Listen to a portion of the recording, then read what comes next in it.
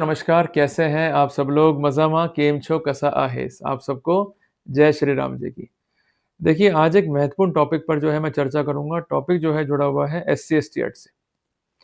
कई बार ऐसा होता है कि कुछ लोग जो कि जुड़े हुए हैं एससी-एसटी कम्युनिटी से, वो कानून का दुरुपयोग करते हैं और झूठे मुकदमे जो है दर्ज कराते हैं।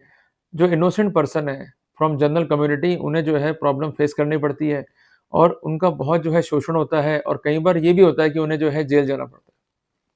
तो जो बात आज हम समझेंगे, इसके दोनों ही बेसिस हैं, थ्योरेटिकल भी है और प्रैक्टिकल भी है।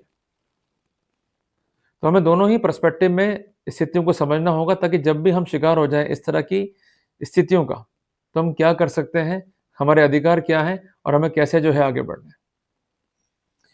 सबसे पहले हम समझते हैं कि ये जो दुरुपयोग होते हैं, ये होते क्यों हैं? Basically we have to understand the cause and effect. Suppose कीजिएगा कि कोई व्यक्ति विशेष है, जो कि बिलॉन्ग करता है to the community of SC ST. वो आपकी प्रेमाइसेस में जो है किराएदार है, लंबे टाइम से किराएदार है और जो कंसर्न किराया है, वो नहीं बढ़ा रहा है। या आप चाहते हैं प्रेमाइसेस जो है वो खाली कर दें, वो ऐसा नहीं कर रहा है। जैसे आप लेंगे legal action, in the counter action, वो आपके विरुद्ध एससी-एसटी एक्ट का छोटा मुकदमा जो है दर्ज कर सकता है। तो वहाँ पर मोटिव क्या है कंसर्न्ड परिवादी का? अल्टीरियर।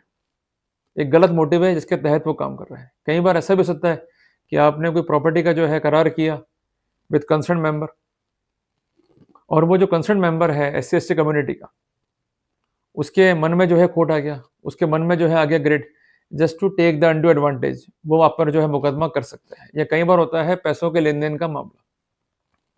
तो कुल मिला करके हमें कॉज़ क्लियर हो गया, अल्टीरियर मोटिव क्या है वो क्लियर हो गया और उसके इफेक्ट्स क्या आएँगे वो क्लियर हो गया।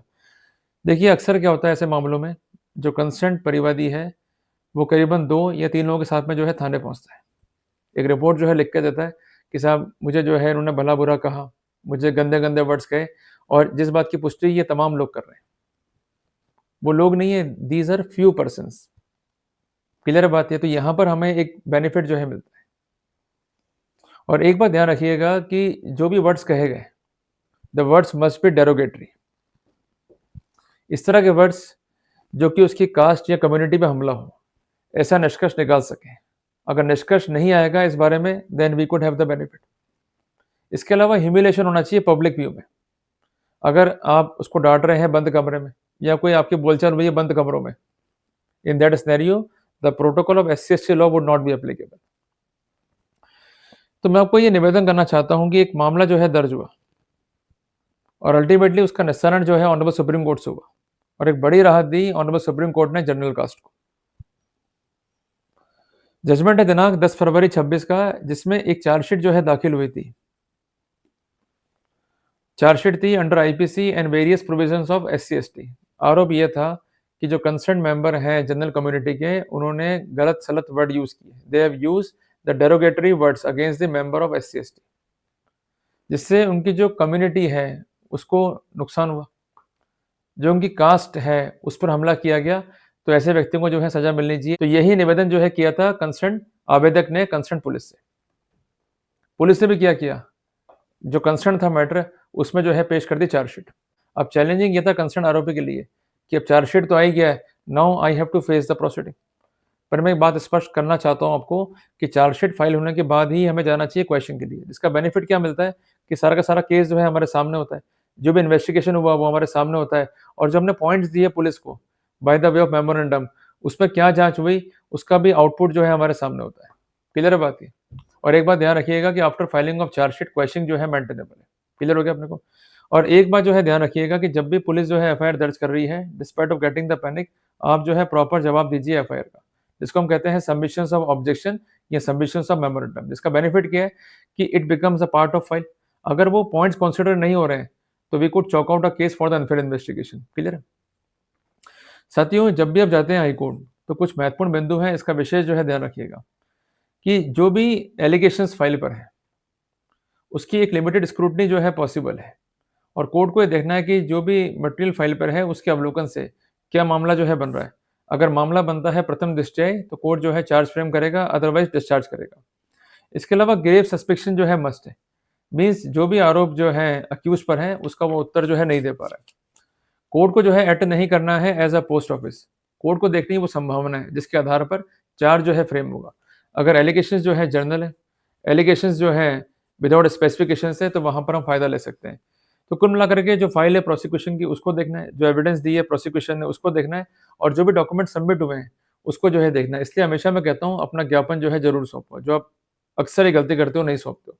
मौखिक काम कम करें, लिखित में काम जो है ज़्यादा करें।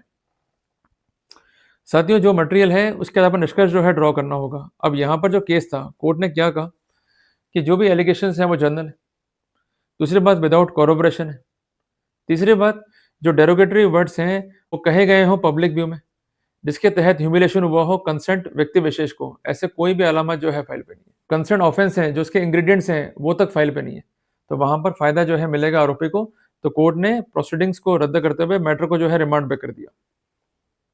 तो इसलिए मेरा आप सबसे आग्रह ये है कि जब भी आप इस तरह का मामला फेस कर रहे हैं, despite of getting the panic, आप काम करें विद द प्रूडेंस। क्लियर है? जो कंसर्न एफआईआर है उसका जवाब सौंपें, जो भी कंसर्न डॉक्यूमेंट है आपके डिफेंस में उनको सौंपें। अगर वो जांच नहीं कर रहे हैं या आपको गिरफ्तार करने पे आमदा है, देन हमें मूव करना है during the course of investigation for anticipatory. हालांकि एंटिसिपेटरी बार्ड है, पर लॉ ये भी है कि अगर आप ये शो कर दें कि कंसर्न जो एफआईआर है प्रोसेस का अब्यूज है, एलिगेशंस जो है मेलाफाइड है और प्रथम दृष्टया रूप से मामला नहीं बन रहा है, तो वहां पर एंटिसिपेटरी मेंटेनेबल है। क्लियर है? तो इसलिए आप जब भी पिटिशंस को जो है फाइल करेंगे रिगार्डिंग द एंटिसिपेटरी, आप पूरा का पूरा एफआईआर जो है स्पेसिफिक करें कि what allegations are false and what is your explanation. अगर आप ये अप्रोच जो है काम में लेते हैं तो वहाँ बेनिफिट जो है बन ले पाएंगे। तो कुल मिलाकर के निष्कर्ष यही है कि जब भी इस तरह के आरोप हैं तो ये शो करना होगा कंसर्न परिवादी को ही is a member of community that belongs to scheduled caste and scheduled tribe. Number 2, the words are derogatory in nature. Number 3, they are uttered with intention to cause a humiliation and apart from that he is having the no ulterior motive.